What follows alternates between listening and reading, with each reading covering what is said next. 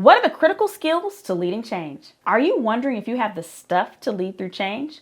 Stay tuned for this video and you'll have the answer by the end.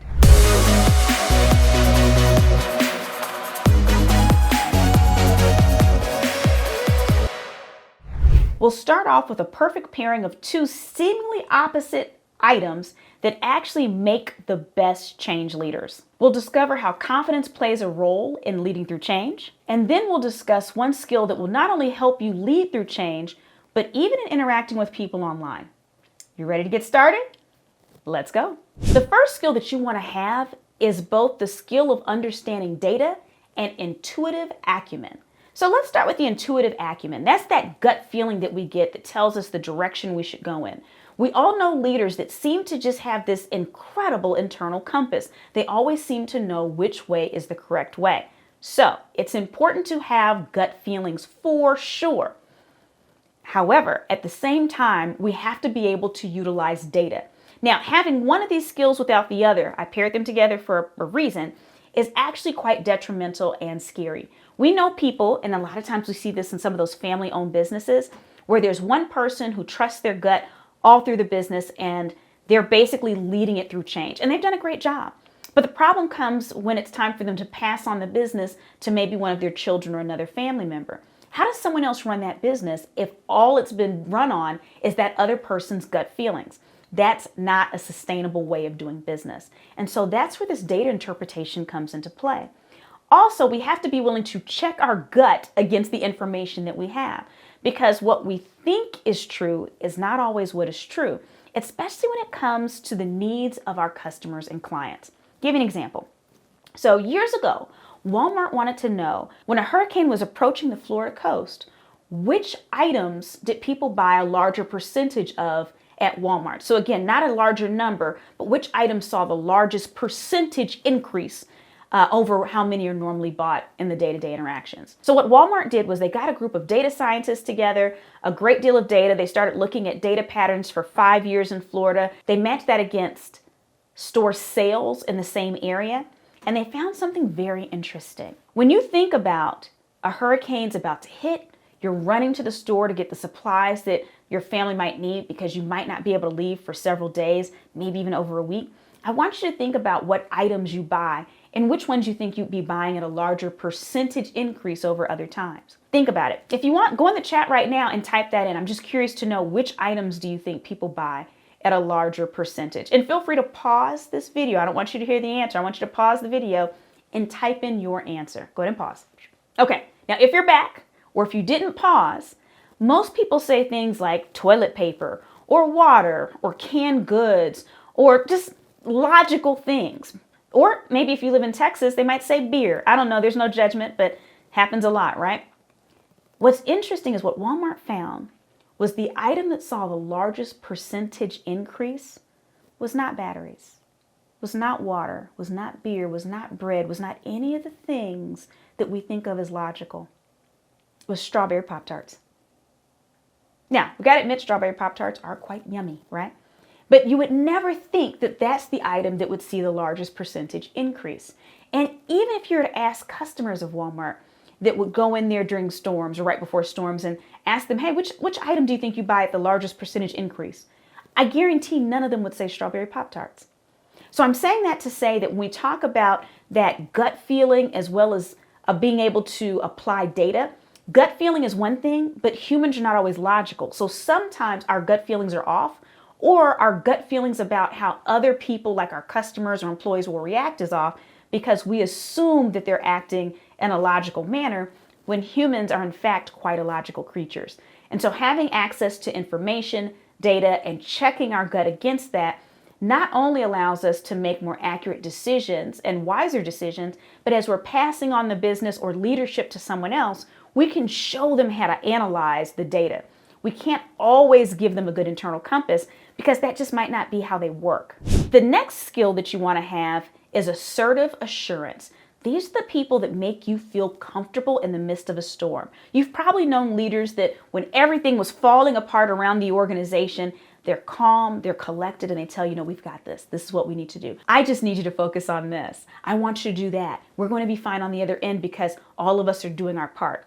That is one of the best skills to have when it comes to leading through change, because it allows people to then let go of their fears, believe in the leader, and just do the work. Now, what's interesting about this type of assertive optimism is that person might actually not be sure of the outcome, but by their projecting that energy, it allows other people to be more calm and just operate in the capacity they need to. We actually see this quite a bit with politicians. The next skill is strategic relationship networking. So great leaders who lead through change, they have a really wonderful network of people that trust them. So if you think about an organization that maybe they have 10,000 people, maybe they have different global offices, and they're all in different departments. That leader needs different people in different places around the organization who they've built rapport with, so that as they're leading through change, these people are representing them in all these other areas. They already trust them, they like them, they know that they know what they're doing, and so they're acting as almost mini thems in these other places. They're also giving them feedback on what they're seeing to help the leader actually lead better. Maybe we need to tweak things a little bit. One example would be when you think about Delta Airlines. Delta Airlines released an update to how they were allowing people to get status with their organization, as well as who they were allowing to get access to their lounges inside of airports. And after they released the new structure, which really put a lot more burden on their people and kind of punished their most loyal clients, what they saw was an immediate just uproar online. People were upset, and then a lot of their competitors started adding these matching programs where they would give their people status on their airlines to give them a tryout instead. An organization like JetBlue, another airline, actually got a lot of signups that way. And so there was all this outrage that happened around this change, but they actually had people in strategic positions that were listening to the change. I know for a fact through some people that I know that they had customers that were represented. They also listened to some of their own employees that were writing in their feedback as well. And as a result, a few weeks after they announced the change, they walked a lot of that back. And they explained it was because they valued their customers and their team members. And so I say all that to say is that having relationships in the right place can go a long way, because it can help you make better decisions. Now, you might be thinking, oh, Delta should have never made that first decision in the first place.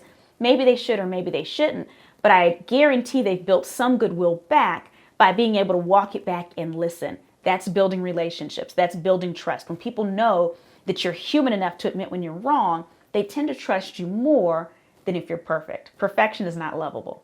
Now, we're going to go into 2 more skills shortly, but if you haven't already, I want to encourage you, share this channel with someone else who's trying to lead through change, who's trying to innovate within their organization, and they're having some challenges. Just take a moment and hit the share button. I mentioned that I would give you a skill that would help you lead not just through change, but even in dealing with people online, and that is fortified resilience.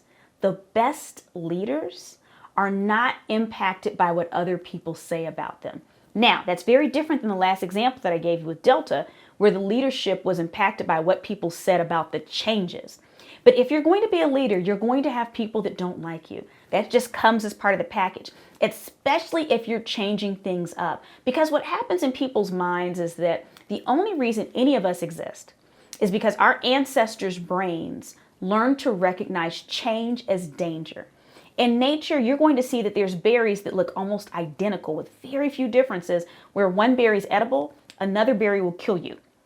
There's all kinds of animals that are similar, where one looks one way, the other one's just slightly different. There's snakes that way. So a scarlet king snake and a coral snake look very similar. They're made up of the exact same 3 colors, red, black, and yellow.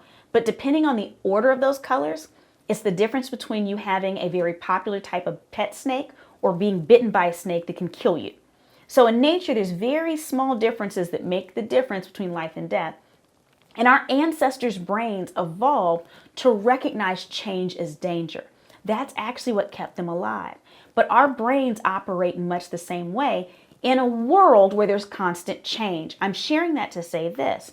As leaders, when you're implementing more change, there are people who are going to be highly resistant because their biology is telling them you're trying to kill them. I know that sounds ridiculous and it might sound like it's overstated, but it's really an impulse for survival that causes them to attack. And some people, because of their poor communication skills, attack you personally. So I share all that to say, if you're going to implement change, you have to be resilient and not take to heart the negative things that people say about you versus being open to some of the constructive critique that can make your organization better. And I shared that to say, even in dealing with people online, it's very much the same. If someone doesn't like you or they're just putting something that's ridiculous, you ignore it, you don't argue with them. Who are they? They don't matter. But if they're giving you that nugget that might actually help you be better or help your organization be better, then you're open to that. Nice constructive criticism. The last skill is cerebral charisma. What do I mean by that? That's charisma where you can explain ideas to people, even complex things, in ways that they understand and they're drawn to you because you make these things easy. The best leaders keep it simple, whether we're talking about within organizations that are corporations, whether we're talking about politicians and their parties. The people that do the best are typically the ones who are able to make things simple for other people. The ones who have a harder time are the ones that try to prove how intelligent they are. And so what they do is they talk over and above people. And it makes them feel good. It drives their ego, but it doesn't help people connect with them. And so if you're a leader who can explain advanced topics in a way that makes things simple and it gets people on board, they automatically trust you more because they know that you're speaking to them, not at or over them.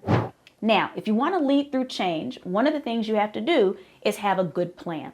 You'll notice in the description of this video, there's a link to download the Future Ready Playbook. This playbook is chock full of worksheets and plans that'll help you be more strategic in planning your future, whether we're talking about your personal future, professional future, or your organization's future. If you haven't already, download it right now.